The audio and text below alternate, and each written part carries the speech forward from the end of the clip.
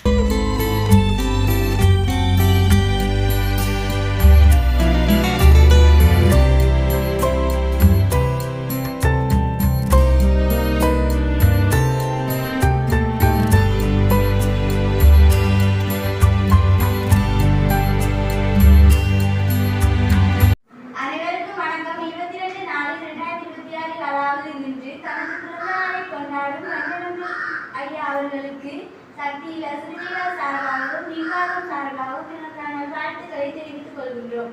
மேலும் இதனை முன்னிட்டு சக்தியில சிறுமிகளுக்கு 3 வேளை விசேட உணவு வழங்கியமைக்காக சக்தியில சிறுமிகள் சார்பாகவும் நிர்வாகம் சார்பாகவும் மனமார்ந்த நன்றிகளை தெரிவித்துக் கொள்கிறோம்.